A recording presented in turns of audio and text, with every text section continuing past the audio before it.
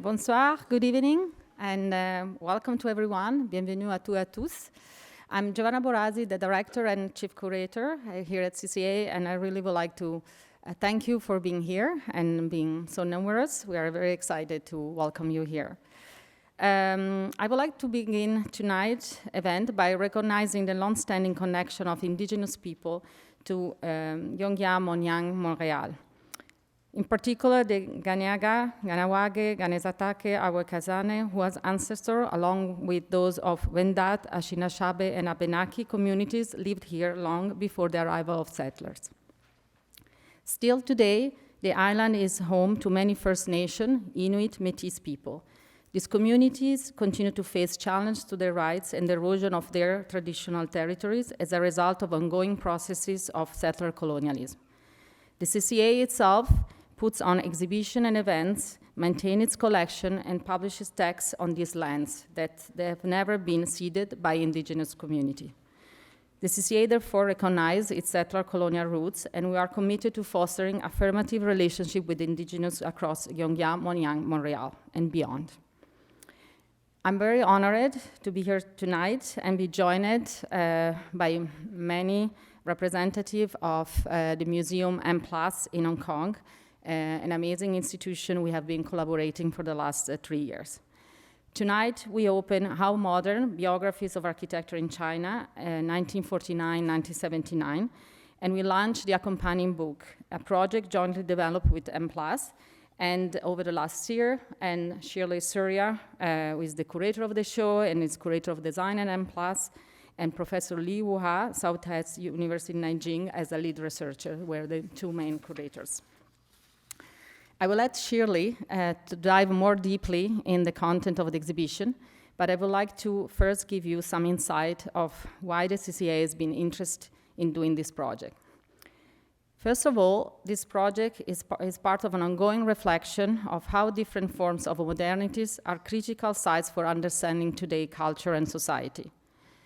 Often, the CCA has looked back in history and pivotal moments of the recent past to question the prevailing narratives of these histories, suggesting deeper, more nuanced, and usefully ambiguous readings, by looking more carefully into the shadow of the story and seeking to understand how our present has been conditioned by what we find there.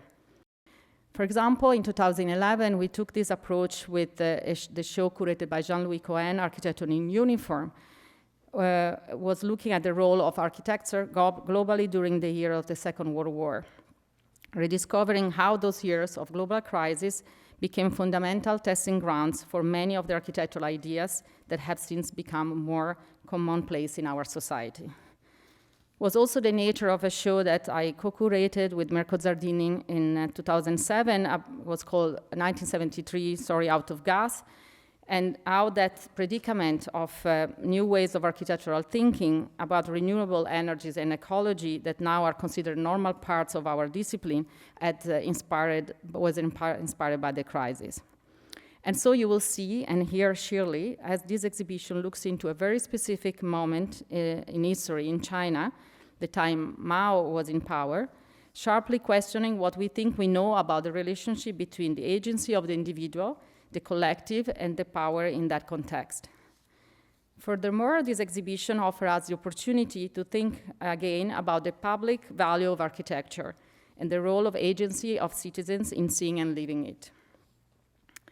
As an organization who is very much interested in producing content through inventive and interdisciplinary technique, we were very interested in crafting a specific methodology to work on this subject. The idea that what we saw as a monolithic history of a top-down imposing period could be re-narrated via microhistory and oral history, suffused with personality, intimacy, and fiction, rendering the human aspect of the overall picture of the architecture much clearer. There is something rich in the tension and the contrast between the hardened macro history by the many fluid story of the real individuals. All this is delivered by the stunning film by artist Wang Tuo, who not only captures the reality of these buildings today, but introduces a new narrative and invites a layer of critical imagination of it. Finally, this project gave us a unique opportunity to collaborate with a singular institution in the world. And PLUS and the CCA have worked together to achieve something that neither institution would have been able to achieve alone. And PLUS knowledge, collection, and on-site research opportunities, paired with our curatorial logic and daring, I would say, has produced a unique exploration. I hope you will enjoy the presentation of Shirley, and especially the project, as much we have enjoyed ourselves working on it. Before giving the microphone to Iko Ekoyama, who is with us, who is the senior curator at M+, I want to thank personally on behalf of the CCA, Shirley Surya for her profound work and consistency, Professor Li Hua for her expansive research and insight, Wang Tuo for his impressive body of film and site documentation and oral history that were jointly commissioned by the CCA M+, and that will enter in both collections. The team of Johnson Mark Lee, especially Mark Lee himself and Xiu Zhu for the sophisticated interpretation of the themes and experientially rich design. Alan Wu for his absorbing and communicating graphics. And also a big thank to all the CCA curatorial team who worked tirelessly with M+, Naomi Altman to support Shirley's work for the exhibition and the publication. And so Francesco Garuti, Megan Marin, Charlie-Anne Coté, Vittoria Donna, Albert Ferré, and Alison Drouin. Finally, Sébastien Larivière and Antoine for their installation team, and have done a beautiful job in transforming again our gallery into a space where questioning, interpreting, and learning and imagining are much easier. I'm grateful to Iko, as she has been an energetic advocate of let's find a way to collaborate from the moment she stepped in M+. So we are glad we have done so. Please, Iko.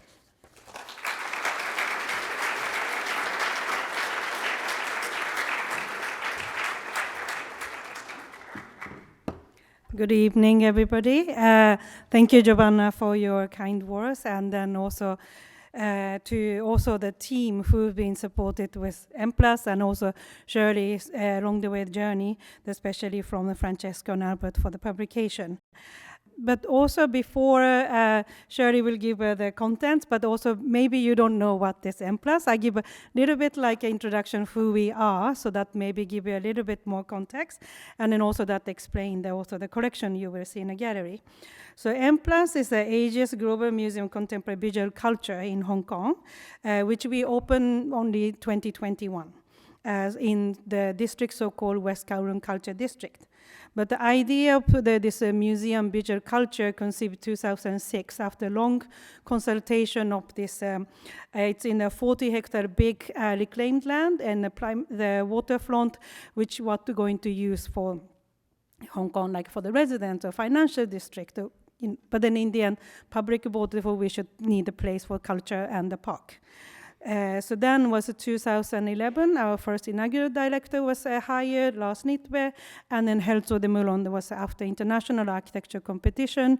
They won the competition, the architecture competition, and they built the building, and we opened in 2021. The scale-wise, very similar to Tate Modern, 65,000 square meter museum. We are dedicated collecting and exhibiting and interpreting the visual art, design, architecture, and a moving image of 21st century. And then today we are very glad with this collaboration with CCA, which we have a great admiration on your way of exhibiting, collecting, also researching architecture archive, and always with a contemporary relevance. This cross-cultural collaboration is M+ commitment to advancing our critical research and expanding the narratives of visual culture in Asia and beyond. And also the generating new knowledge and the presenting and unexplored perspectives. So this exhibition is again, it's based on a lot of our archival material and the narratives we have been looking at, but through together collaboration with CCA, we also gain the new knowledge and the research to this for our collection. And then again, also from this exhibition, we learn and then to further develop. And also, again, thank you for the opportunity, and then also hope you will enjoy the show, and then we love to hear your feedback, because the purpose was to bring the collaboration bring to the new audience, which is very different from the Hong Kong audience who we have. So it's again, please let us know, and then through CCA, we love to hear your opinion. And without further ado, Shirley will explain more of the show. Thank you.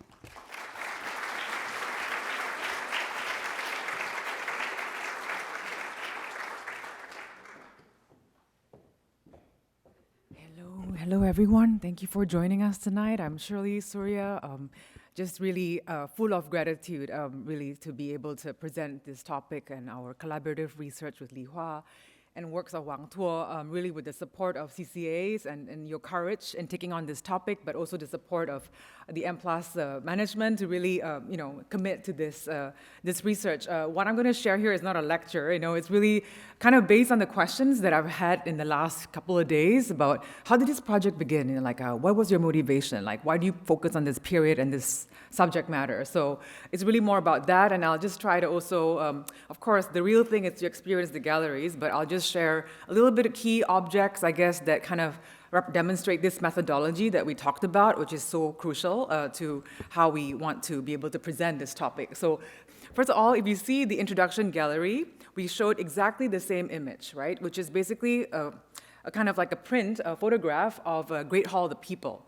And for those who know Beijing or China, this is the seat of power up till today since 1959. So the major decisions are being made, and you could tell the people are like ants, and then it's towering kind of a colonnade. But then we want to be able to show this aspect of this period and of this nation and the kind of architectural production of this scale together with what you see on the right. So what you see on the right is an apartment tower called Fu Sui Jing, also in Beijing. And as you could tell, it's a very dilapidated state. But when it was raised in 1960, it was the apartment for collective living.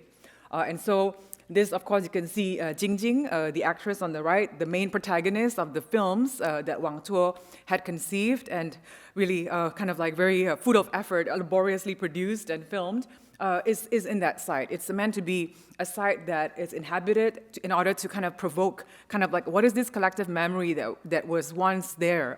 What was the lives like? So I think this is the kind of, hopefully, what you get to experience in the galleries is to see this very macro, grand, supposedly, state power in crafting architecture or space, but at the same time, what was it like to see from the perspective of the architect, of the user? Not that we are able to do this for every single case, but I think we do want to explore that entire spectrum of really production, architectural production, but also inhabiting it.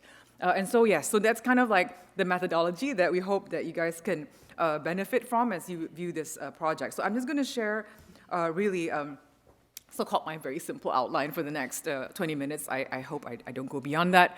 Really just going to share with you how this journey of this project came about, a little bit to do with what Giovanna brought up, but earlier in relation to how M+ has been collecting this material, but also my personal research, and then really addressing what this modern here actually is meant to be expanded upon. And also why architecture in China of this period, why not after 79? So I will address that. But also within the methodology, how we are approaching the subject is not a survey. It is a way of looking at this period through three particular lenses, and I'll explain why. It's to do with agency, industry, and also style. And underneath this is really the sources that we are using. I have to say, again, collecting or acquiring or even displaying anything to do with Chinese architecture of this period is a huge challenge because we cannot access the source. These are largely state-based sources, and we are unable to really penetrate that. So whatever that you see in the exhibition is pretty much from the M+ holdings, but also through very personal, trusting relationship, we are able to access archive of certain institutes and university holdings and so on. But also the kind of method we wanted to choose is not just showing kind of historical documentation, but also there are very few objects and models, and we'll share why. It's a very kind of a targeted, it's not meant to be showing how architecture is designed. It's not a formal emphasis, but really the stories. And so the oral histories is really a very key part. So you'll see about 5 to 6 interviews, videos scattered around the galleries, but also site documentation was a very important part of our research. So without Li Hua, I will not be able to really know because there are such a variety of sites and sources. And so we actually really went on an excursion with Li Hua and visiting places at least, I mean, China is vast and there's no way that we're going to cover everything. So we made a point at least to cover North, which is Beijing. South is Nanjing, but further south will be Guangzhou. And next to Guangzhou is Guilin. So really sites that are very particular in demonstrating particular phenomenon within these 3 decades. So again, the site also in the beginning was meant to be like, okay, we need it because archival material is not enough. We really need to address what do these buildings and sites mean today? How do they endure? How do they change? How do they age? Do people abandon them or disfigure them or honor them? So all these questions are really part of what we had in mind to decide pretty much to document it by photography in the beginning. And later on, I'll share why it led to the commissioning of Wang Tuo in the form of this fictional film. And then, of course, you also see artists' work in the exhibition, and that's also to do with M+ Holdings. And through the artists' work, I get inspired by a different way at looking architecture, because it's really more on the representational, collective memory, but also lived experience. And so the subjectivity is something that we hope to bring in this exhibition, apart from what actually happened, and documenting that. And therefore, I put Wang Tuo's Intensity in 10 Cities really as an amalgamation of this oral history, site documentation, but also the work of a very subjective, personal view of what happened at that time. So just to share, this topic really came out of my grad paper, and I was very honest with Giovanna about it. It's only an essay, it can't be an exhibition, but this is really, I just wanted to share my motivation for studying it. I did history of design at the Royal College of Art in London, and it was focusing on Asia, and our aim was really to reframe modernism in very different geopolitical contexts. And so China was a very clear entry point for me because I want to be able to read a primary source, which is basically in Mandarin. And so therefore, these sources at that point was the basis of my paper. The very key main architectural journal of the period, thanks to SOAS Library at UCL, and also the Reba photographs of an exhibition of architecture in China in 1959. We're celebrating the 10 years of production. And of course, all these other literature at that point was also informing my lens on the historiography kind of like exercise. Basically, I will share later on, these authors have certain views about whether modern architecture actually existed in China, so I will share more of that. So that's the beginning. And then, of course, I have to also say that I am very much inclined to study this period because my mother, we are Indonesians, born in Indonesia, but we are also Indonesian Chinese. And if you know, the period of the 60s is when Chinese actually went back to the country or the motherland, and that's China. And she was in Hangzhou for about 7 years. And as we grew up, we often hear stories about her learning, about her awakening of politics by being in China at that point. But of course, she left in 1967. This is 1 year after Cultural Revolution. But for us, the idea of what China was at that point was neither this black or white sort of thing. It was a sense of like development, a real growth, a real learning, a real connection with the people that are in the PRC, her friends, but also a real experience of the sites that are in Hangzhou. So what you're going to be seeing in Wang Tuo's film, which is Huagang Guanyu Park, was actually where she sought solace. Very much as a student at that point, but also as a so-called the local domestic tourist going to Great Hall of the People in Beijing. These are really part of the sites that really is part of her memory that she shared with us. And of course, I just wanted to share, this is beginning in 2012, even though our museum only opened in 2021. The collection was already built since 2012. And thanks to the team, they allowed me to acquire materials from this period. And as I mentioned, we will not acquire, or we won't be able to acquire anything that is owned by the State Archive. So I could only acquire documentation. So whether it's a photographic documentation, such as this of the Great Hall of the People, or it's just the magazines that you see interspersed throughout the exhibition. This has nothing to do with architecture, but when I first saw it, it was such a living, kind of a socialist graphic imagination of every aspect of life that people experience at that time. And it's only in the first 10 years of PRC, because by 1960, the magazine actually folded, and because of many reasons, but I think I also could see why they folded, because this is like very rare political satirical magazine that existed in China in the first 10 years. And what I'm choosing here in the cover, of course, are very much what we are using in the gallery, because they really address architectural production, but also industrialization, and also the idea of many key buildings and sites like hydroelectric dams to the Monument of the People's Heroes. These are all addressed in manhua itself. And the other one will be the photographs of Wu Yingxian. He is the father of propaganda photography in China. But of course, he is also the art director for some of the major Shanghai rightist films at that point. And so this is a very key one, documentation of Beijing Hotel, East Wing. That means it's only built in the early 1970s to welcome a foreign influx because China was opening up, welcoming Nixon, entering the United Nations and all of that. And then I think I saw the interiors as being rather appealing. It's kind of a commingling of existence of style.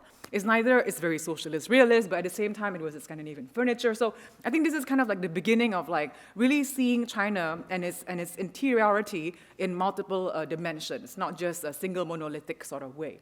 And then again, his photographs of Great Hall of the People, not just from the outside, but the inside, the regional rooms, Fujian province room, the Guilin room, the Yunnan room, all really highly decorative and highly crafted.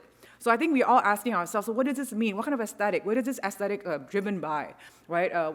Why is it so much focus on ornamentation? So that also raises those questions for us. And again, we acquired other early posters of the 50s and objects, product design like radios at that period. We held a symposium to do with this period as well because we knew that we needed a really serious rereading. And so our methodology and our approach to history, like Li Hua and myself, owes to other scholars in this period who is really going beyond vilifying or glorifying the PRC state. So it is not a Cold War framework of saying that China is this or that. It is really plainly looking at the evidence and really revealing what was the nature of production at that time. And so this is really our approach, even for this exhibition, as these other scholars are approaching the topic of that period in China. So again, do not be intimidated by my text, but I was trying my best to outline what you're going to be seeing in the exhibition without saying too much. But yeah, it is quite, very methodical. I guess you can say that it's a little bit too structured perhaps, but it's really trying to tell those who say, you missed out that project, how come you don't cover this? And I have to say, it's not a survey. It's really about looking at this period through three lenses, agency, industry, and style. And why these three lenses is because it is the reason why certain scholars or even practitioners today think that modern architecture does not exist or even stunted at that period of time. So therefore, I just mentioned why agency is an issue, because the idea is it moved from this independent Republican China architects who can build high-rise offices, bungalows in Shanghai, and now you can only build factories. And the authority is an autocratic society, so there's no autonomy for architects. So it's no modern architecture. So for me, I think I was reacting to this. Is autonomy the basis of whether modern architecture exists? That's a question. And then the second one was that heavy industrialization is all about a great leap forward. You only build factories, and even the housing is all about standardization. There's no quality. It's all cookie cutter. So we are, again, raising this question, is standardization really leading to poor quality housing? Is there really no inventiveness within the design of supposedly very utilitarian buildings like factories? Those are our questions. And then the third one is that style was diminished. No more exploration of the modernist, right? Because now you have to basically build with the national style, because socialist content, national form became the policy, of course, inherited by the from the Soviet Union, and therefore it's all about socialist realism. It's all about the national style characterized by the Chinese big roof. So that's the argument, and I think for us, again, for me initially, and for us with Li Hua, we really wanted to reread. It's not a complete debunking of these assumptions. There are truth in these assumptions, but there are also much more than this. And therefore, the first one, so I won't go into all of this. You'll discover it in the galleries, is that under this agency, we are really trying to diversify the nature of agency.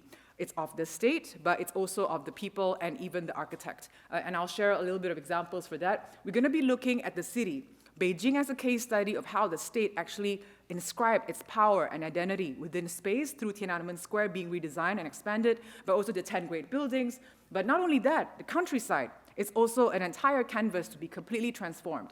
And this is something very different from the Soviet Union, because the countryside was very determined, because the CPC, Chinese Communist Party, actually began from the rural, and therefore they are even more determined to bring a kind of like union between the countryside and the city. But of course, it's utopic, because in the end, it wasn't really the case. And then the other one is really looking at collectivizing design. What we meant by this was, how is the design kind of like with everybody?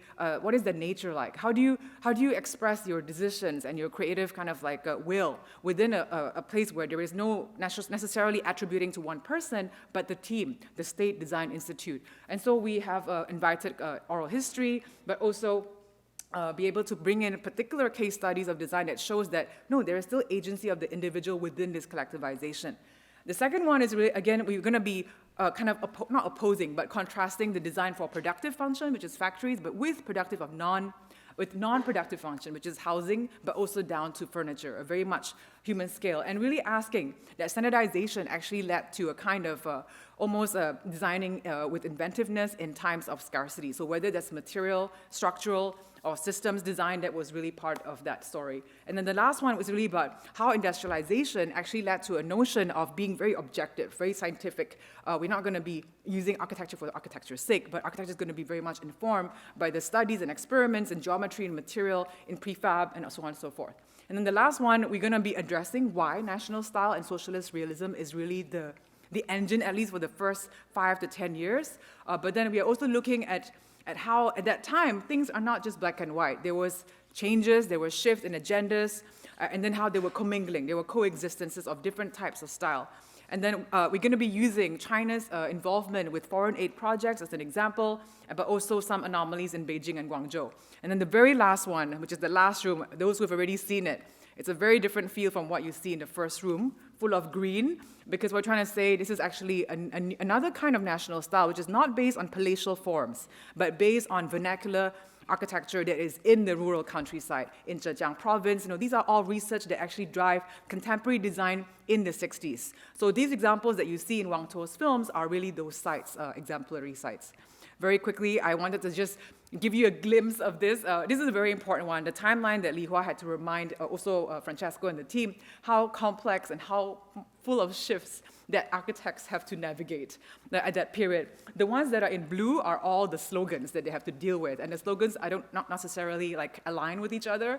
Sometimes they are really about socialist content, and then suddenly they don't waste, anti-waste, it's about functional economy, and these are all happening in a very, very short period of difference. And then later on, it became even more in Great Leap Forward, greater, faster, better, and more economical. And then later on, it became almost like self-reliance, arduous fight. So build with as least materials as possible. Don't follow the Soviet model. So everything just keeps changing. And so how do you navigate? How do you change as architects in the profession dealing with these policy changes? And of course, the whole point of this timeline is to show how the buildings that we have chosen also represent across these 3 decades. And then again, I wanted to address the idea of the modern. So modern, in a very blanket statement, is still very much a formalist reading, largely. And I'm not blaming ourselves for doing that because it's the most salient, the most kind of easy to seduce, I guess, formal. But then what we're trying to do here, again, based on many scholars who have already looked at the fact that modern movement and its generative principles are much more than a formalist thing. It's not just about transparency or even the architect's autonomy, but really on the political, social, cultural dimension, it's based on these sort of questions. And these kind of questions also inform how we wanted to read the projects and the phenomenon of this period. Number one is really about how was political power exercised to facilitate a kind of social betterment. Of course, what betterment is could be subjective to a lot of people, but at that point of time, there was a real will to improve something at a time when infrastructure was broken from the Republican China War. And then the other one is how were the spirit of the times and ideals of progress embodied through the use of technology? So that's why the idea of industrialization, or even using prefab, standardization, these are all different uses of technology. How is that not modern then? And the third one is how did a new culture of inventiveness emerge from employing architectural precedents? So of course, modern architecture is about rejection of the past and the old model, but of course, does it mean that the national style is about copying old model, or is it actually a kind of a new language that is still being redefined, right? So all these phenomena we felt exist. These are identified within the production of architecture at that period, so how can this not be modern? Right? So this is my argument, and the examples are meant to demonstrate that. And just to share that these are, just wanted to say that, as I mentioned earlier, it's very hard to really talk about this subject in this plain argumentative sort of sense. We know that we cannot talk about history of China purely in a macro point of view and based on documentation. It does not really completely get through. And so we know that we needed to really bring in the sites and bring them alive. And so what Wang Tuo is doing is really adding another layer, a fictional layer, in which we're able to enter history and reimagine it, and even open up new interpretations. But the ones that are in yellow are the oral history that we are able to invite, whether it's architects or the son of an architect at that point, architect involved in the Design Institute, but also dwellers who live in a particular apartment building, and also those who actually put together the archives from this period. So these are the videos that if you have time to really kind of delve into and witness. So again, I'm now just very briefly summarizing some of the key examples of each section. So agency under strong political will is really about this. So you'll see an example of artwork in the first room. Why do you add a 1997 artwork in this section about agency? And for us, when we saw the works in the M Plastic collection, I was completely like, so why do you want to reflect on this as an artist in 97? About agency, this is basically a photograph of workers in a construction company, and it's only one out of a many series of photographs of this big mass workers of a department store and of different organizations. And the reason is because Zhang Hui, the artist, was actually reflecting on like the demise of the collectivism of China. Because a lot of things are now really fighting for the individual kind of like success, and no longer this collective spirit exists, right? So that's what he's reflecting on. And so we felt like even the notion of agency or collectivism and individualism is something that continues to be reflected upon by artists like Zhang Hui and for many of us today. And the artist and the agency here with showing this magazine spread, or Mao, is to show that at different periods, architecture was either elevated upon, the individuals elevated, but at the same time, there's one time during the Cultural Revolution when architecture was erased, right? But it changes, it's not static. And so we wanted to be able to share these aspects of agency by different parties, not just by Mao, but also by people like Zhou and Lai, but also various architects. And again, we're going to be almost like looking at the individual state architect like Zhang Kaiji, which is Yung Ho Chang's father. So we have this, again, thanks to the archive that he's kept, but looking this together with how Beijing was remade. So as I mentioned before, this is really an example of how a political inscription of space that happened in the 0 point of Beijing and also the rest of China in that sense.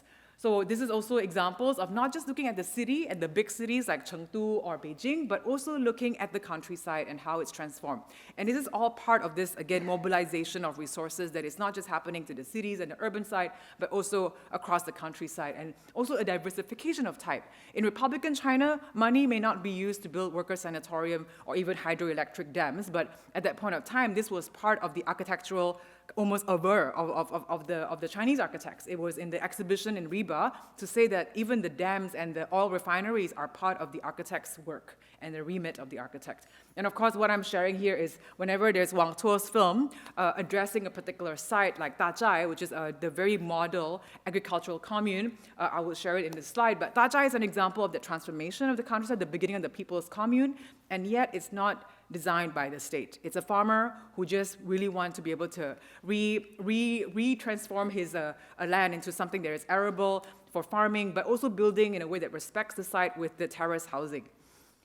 And so the third one aspect of the agency is really about looking at particular projects or competition that actually shows this collectivization or even the agency of the architecture itself and the architect. So Nanjing Bridge is not just designed purely as a vehicular transport system, but its bridgehead tower is designed as part of almost an anchoring for a public park. And not only that, the backside of the bridge is actually designed by peasant workers. And so this is really a moment of what's called design revolution in China, where architects and the workers share the same role of actually constructing a space in that sense. So we wanted to bring that up. And then also Ma Guoxing is the architect, chief architect for the design of Mao Memorial Hall. And he was really describing what the design competition process is like at that period of time from the 60s to the 70s. And again, thank you, Wang Tuo, for capturing Huagang Guanyu Park, the park that I mentioned that is a very key one in Hangzhou. And this park is going against the Soviet model of the People's Park, because it's not just a park for mass activities, but a park for actually designed after classical Chinese garden principles, but also Japanese garden and even the English lawn. So if you take your time for this 20 minutes film almost, you get to see these different aspects of the park in Wang Tuo's film. But again, there's another layer of story which I'll invite Wang Tuo to share later about the characters and the story that he wants to to reveal, I guess, through different fragments of these films. Again, now we are in the second chapter. Industry itself is really about looking at the productive function, designing for factories, but also using bamboo material, using industrial waste to build this, and all the different kind of like structural innovation that went for it, but also looking at this project called the Third Front. So we are including projects that have never really been part of architectural history because they are really looked at from a political lens. It's actually a military-industrial complex, a very secret one until the 80s because it was meant to be building factories inland within the mountainous region because they were afraid that the Soviet and the US was really encroaching into China from the borders, and so Shanghai manufacturing plants were all moved into the mountains. And the factories are broken up into different workshops so that it's able to kind of almost protect, I guess, the different production line. And so we wanted to see this as, again, the architect's remit. And recently there have been research about these period to actually say that it was not purely production. The factories actually laid a foundation for manufacturing base in China, but it also led to towns. It led to almost a kind of urbanization of the rural through these projects. And so we wanted to bring that up as a kind of agency as well. But the other one is really looking at industrial big iron and steel mill, and this is all designed by architects. It also appeared in the Architectural Journal, and again, Shougang Iron and Steel Mill is actually very near to where the Winter Olympics happen because it remains to be the largest adaptive reuse in the world. So if you were to look this up, and so thank you, Wang Tuo, for capturing Jingjing drinking a Starbucks against that background because it became now Shangri-La Hotel. Starbucks is all within this site while being kept as is. And then the next one is really looking at housing, so from productive function to a non-productive function. And housing is really the methods of constructing it itself, but also, again, the inhabitation aspect. So we will actually interview Li Shan to do with what it meant to live there, but also include artworks of Zhang Wei. This is a part of the M Plastic collection, where this apartment had 3 lives. In the 60s, it was the so-called high-end, very sought after by intellectuals to live there as a collective living with heater, with elevator, and private toilet. But then what happened in the Cultural Revolution, it became a very secret kind of like guarded place. And then in the 70s, because the apartment is so big, it became almost like a gathering place for artists of the underground to have painting activities as well as a way of looking out through these windows and really making little canvas painting, because at that point, unofficial painting was not allowed until pretty much 1980 or 79 onwards. So we want to look at that, but also looking at all the early model workers' housing, but also furniture design of this period.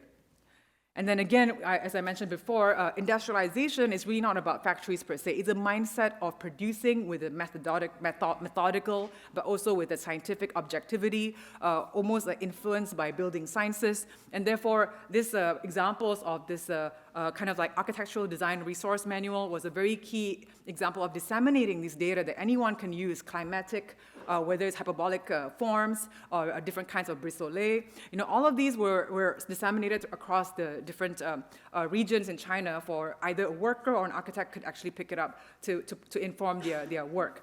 But also projects like this in Guangzhou, where it's really, you could tell this could also be a building elsewhere, whether it's in a subtropical place in Africa or even in Europe, but this is in Guangzhou, but without mentioning the word modern or whatsoever. It's really just about being sensitive to climate, to airflow, and rain and humidity and all that, and this actually informed the design. And it happens to be by a German-trained architect called Xia Changshi. So again, the top here is also a very key example of a very early building in the 60s in Tongji University that again Wang Tuo had very hard time to access, but he was able to capture moments within. And again, the last chapter is the style. So what I mentioned about the national style, nationalist content, socialist and content, national in form, we want to bring up examples of that, but also show that there were real motivation as to why at that point this was the chosen style, apart from inheriting the Soviet model, but also about engaging with the mass. They think that modern architecture or abstraction became a very aloof, very distant sort of like inability to really engage the public, especially the public who may not understand particular registers of taste. And therefore, the idea of this very elaborate decorative system, motifs of harvesting, motifs of the red star, of the hammer and sickle, this is something that they felt was able to engage their senses. And so me and Li Hua never thought that we'll be in awe of this building until we went, until we understood the theory behind this. We actually were quite moved, and therefore it's a very key site that we asked Wang Tuo to film within. And then the other one are the anomalies that I mentioned, where there is the overseas Chinese village, which are really bungalows in Guangzhou. And I have to say that they were actually funded by overseas Chinese who was investing in the industries in South China. So it may be one single case, but I wanted to say that it represents the stratified reality of PRC. And there's no way that we can make a very blanket statement about what actually happened. And of course, the Peace Hotel and the Beijing Hotel, you could tell by form, they were both coexisting. They were both published in this very important book on the 10th anniversary of architecture in China. And of course, the foreign aid projects, whether it's a ceremonial hall in Sri Lanka or it's a apartment tower in Ulaanbaatar, Mongolia, this was what the Chinese architects were invited to do. And foreign aid was a very key one. So architecture became an agency, actually up till China gaining a seat in the United Nations in 1971. Because all the countries in Africa where they were aiding were actually the supporters of China. And of course, this is the very last slide of style, and I wanted to say that, again, I mentioned architects are not just content with looking at palatial forms as the national style reference, but also looking at vernacular architecture as a basis of their research that could inform their contemporary design of the times. And so these three buildings that inform the very natural environment landscape kind of like sense in the last room are really the important buildings of that time. And so yes, and with this, I think I will end my presentation and invite two very key people and collaborators of this project, Li Hua and Wang Tuo, to say a few words about what it means for you to be part of this research. Yeah, please, Li Hua. Thank you. Good evening, everyone. I'm Li Hua from Southeast University School of Architecture in Nanjing. As a researcher for the exhibition and the co-editor of the book, I feel very honored and fortunate to participate in this project. Thanks, Shirley, for your invitation. And it has been exactly 2 years when Shirley first discussed this exhibition with me in Nanjing. Over the last 2 years, I often felt the pressure of time. So today, seeing the exhibition and the publication coming out at the same time with such high quality is a kind of a miracle to me. Special thanks to Francisco, Megan, Victoria, Stephanie, Nermi, and all participants from the CCA and M+. Working and exchanging ideas with you all through the time has been a stimulating and enjoyable experiences. I would also like to acknowledge those who generously supported our research, exhibition, and publications, the contributors, interviewees, and the individuals who provided and authorized the materials. Chinese architecture from 1949 to 1979 is a history that feels both distant and close by. How we perceive and understand it is itself a theoretical and historical question. By distant, it not only refers to the time, but to the sense of unfamiliar. I have noticed an intriguing phenomenon. When people speak of Chinese architecture, they often mean ancient traditions or contemporary practices. The modern period in between, particularly the time from 1950s to 1970s, has been largely folded to invisible.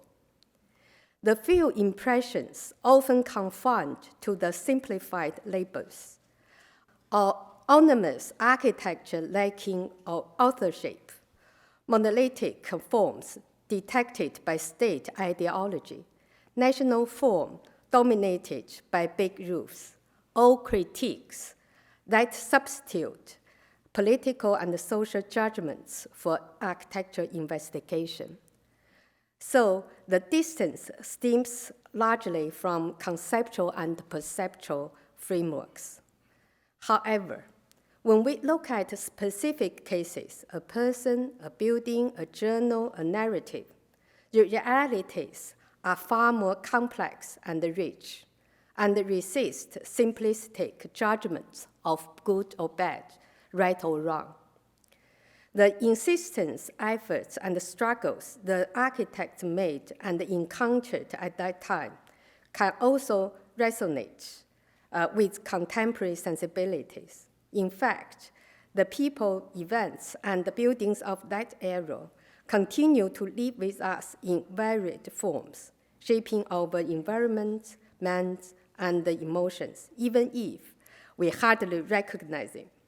So instead of rushing to some definitive conclusions, we aim to present diverse phenomena and voices, multiple types of materials, including non-professional cartoons, contextualized description, first-hand recollection, and scholarly interpretations of specific texts and cases. Today, a growing number of scholars, both Chinese and international, like the contributors to our book, are re-examining this period's diversities and questioning the established narratives. Even during this supposedly isolated era, Chinese architecture didn't cease connection to the world. The key feature of this exhibition is the international collaboration. Persons from different cities and cultural backgrounds work together on the one project. It's a way that mirrors how we might understand architecture of this period in China, taking it as a part of the worldwide modernizing process and a case for reflecting architectural modernity.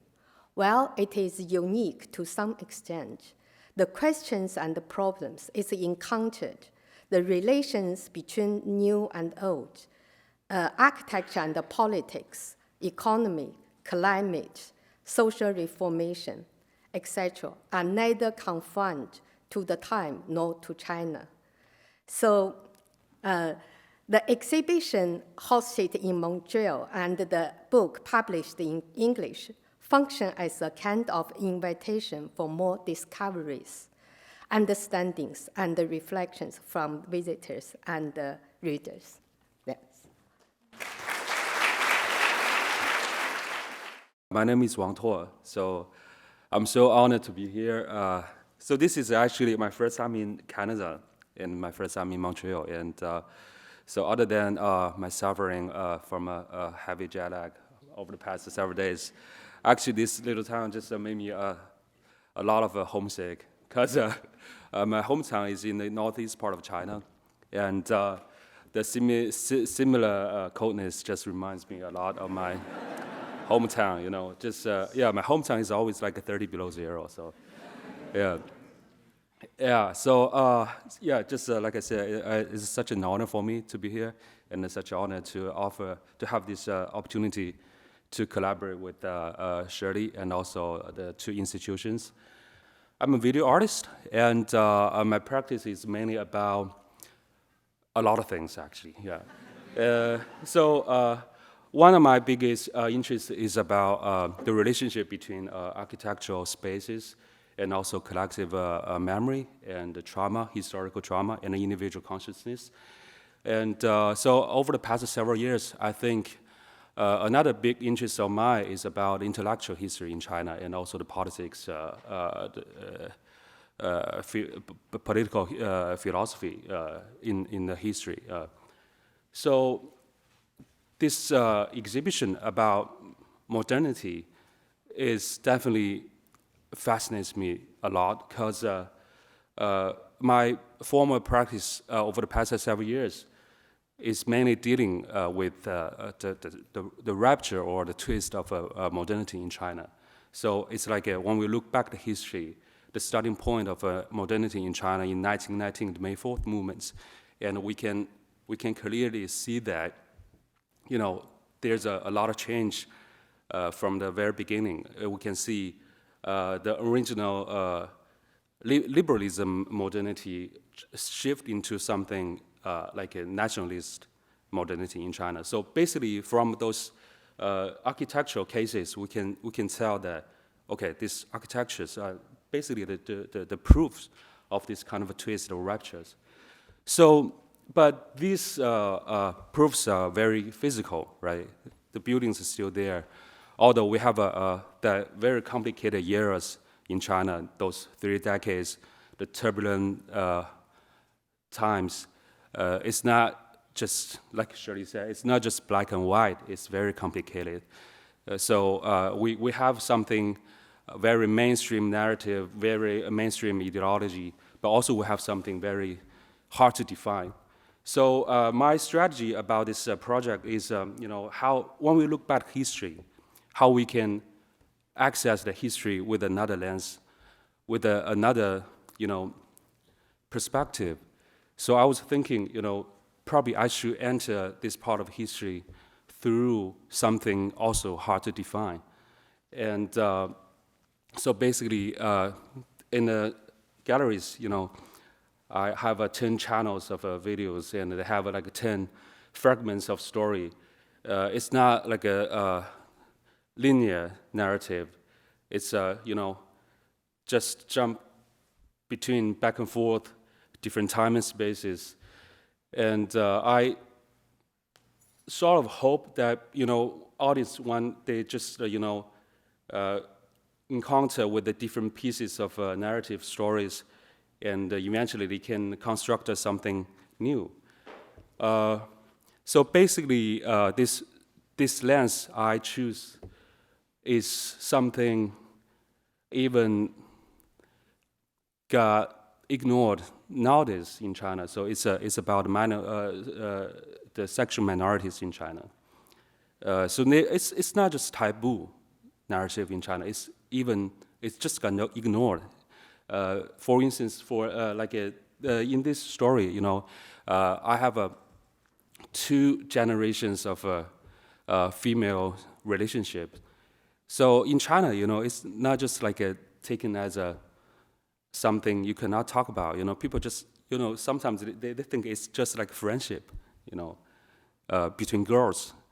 So it's this kind of an invisible situation. I think is a way for me to look at those physical evidence of the history. And so I think this entire project for me is about how we can re-enter the history and how the present time can save the past.